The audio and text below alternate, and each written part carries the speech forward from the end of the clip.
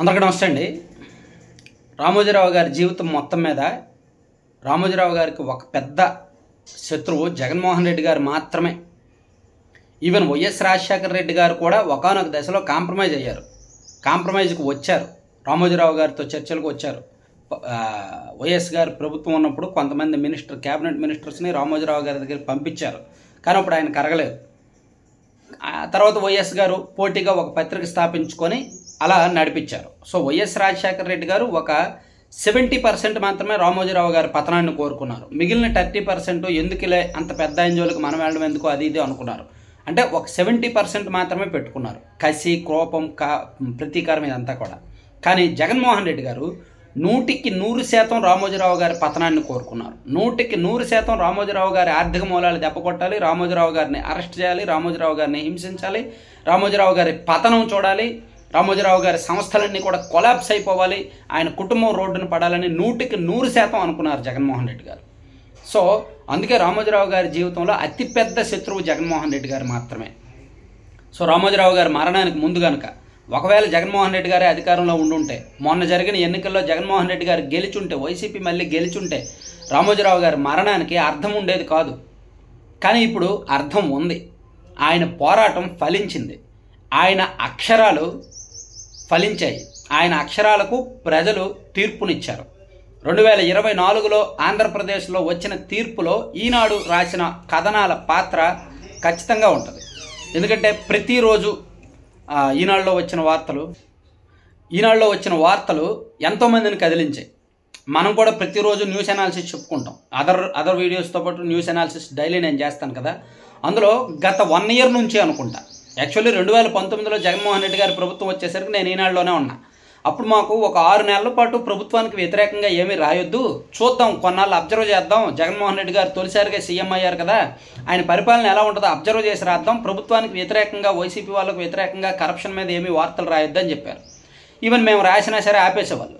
ఒక 6 నెలల తర్వాత అబ్జర్వ్ చేశారు, ఎస్ ఈయనలో సబ్జెక్ట్ ఏమీ లేదు, పగ ప్రతీకారాలతో రగిలిపోతున్నాడు, పరిపాలన బాగలేదు అని ఫిక్స్ అయిన తర్వాత నెమ్మదిగా బ్యాలెన్సింగ్గా సజెస్టివ్గా ఆర్టికల్స్ రాయడం మొదలుపెట్టారు. కానీ 2022 ఎండింగ్ నుంచి, బహుశా 2023 స్టార్టింగ్ నుంచి, అంటే గత ఏడాదిన్నర నుంచి కూడా ఈనాడులో వచ్చిన వార్తలు పీక్స్కి వెళ్ళాయన్నమాట. అసలు మామూలు స్థాయిలో లేదు. ఒక సీఎంని ఇంతగా వ్యతిరేకించారా, జగన్మోహన్ రెడ్డి గారిని ఇంత తీవ్ర స్థాయిలో ఈనాడు వ్యతిరేకిస్తుందా, వ్యక్తిత్వంగానే జగన్మోహన్ రెడ్డి గారి వ్యక్తిత్వం మీదే పడింది. ఇన్నాళ్ళు ఎప్పుడు కూడా ఆ ప్రభుత్వం మీదో, పార్టీ మీదో, ఆ కుర్చీ మీదో మాత్రమే రాసేవాళ్ళు. కానీ మొదటిసారిగా జగన్మోహన్ రెడ్డి గారి మీద వ్యక్తిగతంగా ఈనాడు ఫైట్ చేసింది. అతని వ్యక్తిత్వం మంచిది కాదు, అటువంటి వాళ్ళు ఆ కుర్చీలో ఉండకూడదని. అంతెందుకండి, ఈనాడులో వచ్చిన ఫోటోలు అండి, ఎన్ని ఫోటోలు, వేలాది ఫోటోలు వచ్చాయి. ఆ ఫోటోలన్నీ నేనైతే కలెక్ట్ చేద్దాం అనుకున్నాను, కానీ నాకున్న టైము, నాకున్న వేరే ఆలోచనలో కలెక్ట్ చేయలే. ఆ ఫోటోలు కలెక్ట్ చేస్తే అవి చూసుకుంటే చాలు, గుండాకి చచ్చిపోతారు. ఎవరి గురించి అయితే ఆ ఫోటోలు వేశారో ఆ వ్యక్తి గుండాకి చచ్చిపోతారు. ఆ ఫోటోలన్నీ ఎదురుగా పెట్టుకుంటే అన్ని ఫోటోలు వేశారు. ఎన్ని రకాల ఒక రాక్షసుడికి వేశారు, ఒక హల్కకు వేశారు, ఒక మద్యపాన ప్రియుడికి వేశారు, ఒక దరిద్రుడికి వేశారు. ఎన్ని రకాల రూపాలకు, వికృత రూపాలకు జగన్మోహన్ రెడ్డి గారి ఫోటోలు ఎందుకు వేశారు? అంత కోపం, ఆవేశం, క్రోధం. ఎందుకంటే జగన్మోహన్ రెడ్డి గారు రామోజీరావు గారిని అరెస్ట్ చేద్దాం అనుకున్నారు. జగన్మోహన్ రెడ్డి గారు రామోజీరావు గారి పతనం చూడాలనుకున్నారు. జగన్మోహన్ రెడ్డి గారు రామోజీ సంస్థలను సర్వనాశనం చేయాలనుకున్నారు. చట్ట వ్యతిరేకంగా వెళ్ళారు, వ్యక్తిగత కక్షతో వెళ్ళారు. కాబట్టి రామోజీరావు గారు కూడా ఇంక తెగించారు. ఒకటే ఆర్డర్ ఇచ్చారు, మీరేమైనా రాసుకోండి పర్వాలేదు, విలువల పక్కన పెట్టేయండి, వ్యక్తిత్వ హననం చేసేయండి, ఆయన తప్పుకు దొరికితే వదలొద్దు అనేటట్టు చెప్పుకొచ్చారనమాట. సో దాంతో ఈనాడు కూడా అలాగే రాశారు. ఇంతకుముందు ఎప్పుడూ కూడా ఏ ప్రభుత్వ అధినేత మీద, లేదంటే ఏ పొలిటీషియన్ మీద ఈనాడు అంతగా ఫైట్ చేయలే, అంతగా రాయలా.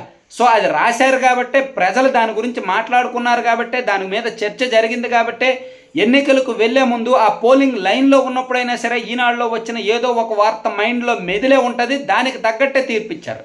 అట్లీస్ట్ తెలుగుదేశం పార్టీ కూటమికి 56% పైగా ఓట్లు వచ్చాయంటే అందులో ఒక 3%, 4% రామోజీరావు గారి పాత్ర, ఈనాడు పాత్ర ఖచ్చితంగా ఉంటుందన్నమాట.